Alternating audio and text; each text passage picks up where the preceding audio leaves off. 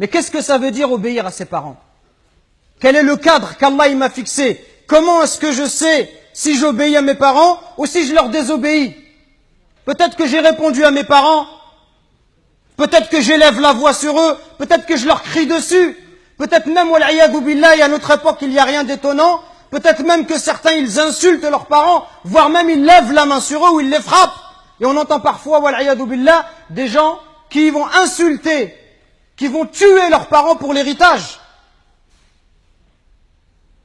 La règle, le cadre, c'est ce verset coranique. Allah Azza wa Jal, il nous dit, et ton Seigneur a décrété n'adorer que lui. Ça, c'est le droit d'Allah sur ses serviteurs. D'adorer Allah et de ne pas lui donner des associés. Et de marquer de la bonté envers les pères et mères. Si l'un d'eux ou tous deux doivent atteindre la vieillesse auprès de toi, si tes parents ils vont vieillir auprès de toi, ça veut dire quoi? Dans ta maison. Dans ta maison, ça veut dire que tu les mets pas dans une maison de retraite, comme on fait aujourd'hui, où dès que les parents ils sont vieux, on les prend, on les jette dans la maison de retraite, et on vient les voir une fois dans l'année.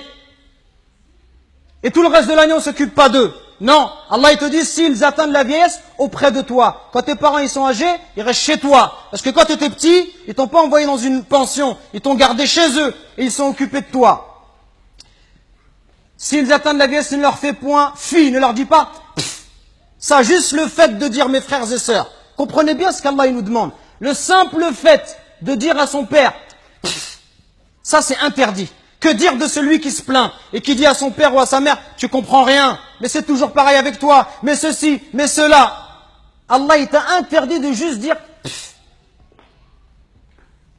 Et ne les brusque pas, mais adresse-leur des paroles respectueuses. Et par miséricorde, abaisse pour eux l'aile de l'humilité et dit, invoque pour tes parents, ô mon Seigneur, fais-leur à tout de miséricorde, comme ils m'ont élevé tout petit.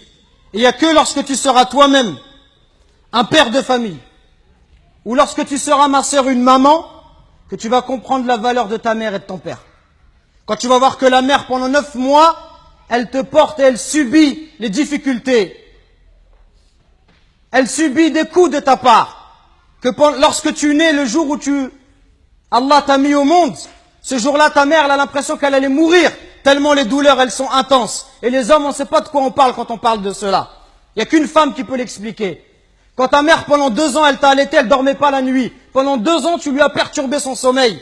Quand tes parents, à 4 heures du matin, ils sont levés pour aller travailler, pour t'acheter des vêtements.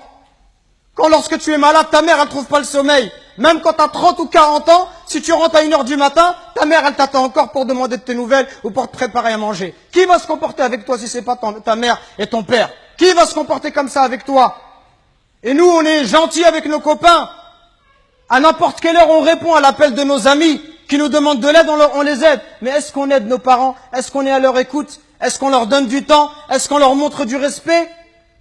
Les anciens, ils disaient, Zayd al-Abidin, le petit-fils de Ali ibn Abi Talib, on lui disait, toi, t'es quelqu'un de très bon avec tes parents, pourquoi tu manges jamais avec ta mère? Il dit, parce que j'ai peur, si ma mère, elle voit dans l'assiette quelque chose qu'elle a envie de prendre, et si je le prends avant elle, j'ai peur qu'Allah, il compte cela comme la désobéissance. Et il disait rien d'étonnant à cela. Il disait, ceux qui ont vécu avant nous, ils considéraient comme un manque de respect envers les parents que d'habiter au premier étage et que de laisser habiter les parents au rez-de-chaussée. Regardez jusqu'où ça allait. Allahu Akbar.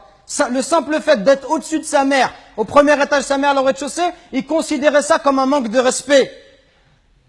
Et d'autres chez les Sahaba, ils disaient, quand il y avait un scorpion qui est rentré dans un trou, il a mis sa main et il s'est fait piquer. On lui dit, pourquoi tu mets ta main alors qu'il y a un scorpion? Il dit, parce que j'ai peur que ce scorpion il sorte et qu'il ne pique ma mère. Regardez le respect. Et regardez aujourd'hui l'attitude des enfants envers les parents. Regardez ne serait-ce que le regard, les yeux.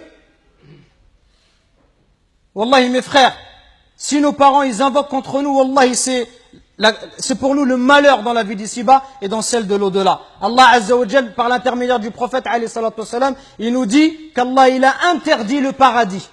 Interdit le paradis à celui qui désobéit à ses parents. Donc attention mes frères, à ne pas causer du tort à nos parents, à ne pas leur manquer de respect, mais soyons plutôt à leur écoute, soyons plutôt bons, miséricordieux pour eux. Et ceux qui doivent le plus profiter de notre générosité, de notre douceur, notre bonté, notre bon comportement, les premiers à profiter de cela, ça doit être nos parents.